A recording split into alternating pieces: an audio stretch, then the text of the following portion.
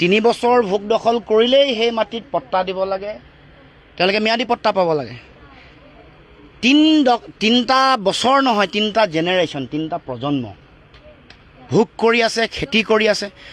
চৰকাৰে যি সময়ত কৈ আছে যে চাহ বাগিচাত থকা আদিবাসী চাহ জনজাতি মানুহক মাটি দিব, কাৰণ অসমত শ বছৰ ধৰি আছে আৰু অসমৰ চাহ শিল্পক পৃথিৱীৰ মানুহৰ মাজত উজ্বলাই তুলিছে।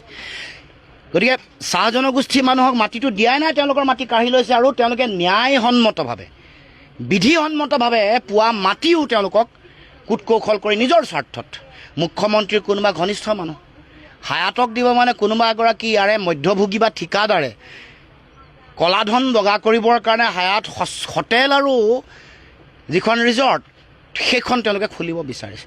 গতিকে এনেকুৱা ধৰণৰ সাধাৰণ জনগণ, থলুৱা খিলঞ্জীয়া, থলগিৰি চাহ জনগোষ্ঠী আদিবাসী মানুহক তেওঁলোকে যি অন্যায় কৰিছে, অন্যায় কৰি মাটি কাঢ়ি লৈ যাব খুজিছে, তাৰ আমি দুৰ্ঘোৰ বিৰোধিতা কৰিছোঁ। স্পষ্টকৈ ক'ব খুজিছোঁ, কোনো কাৰণতে ইয়াৰ চাহ বাগিচাৰ আদিবাসী মানুহৰ মাটি কাঢ়ি লৈ যাব নোৱাৰিব, কোনো কাৰণতে আমি নিদিওঁ। আৰু এই গোটেই সংগ্ৰামখনত আমি তেখেতসকলৰ লগত আছোঁ। আইনী যুঁজ চলি আছে, সংগ্ৰাম চলিছে, চলিব, আৰু আমি অধিকাৰ পাব লাগিব। আমাৰ নিজৰ মানুহৰ অধিকাৰ যদি এনেকৈ কাঢ়ি লৈ যায়, তেতিয়াহ'লে বাহিৰৰ মানুহক প্ৰটেক্ট কৰিবৰ কাৰণে এই পাহাৰটো পাৰ হ'লে কাৰ্বি ভূমিত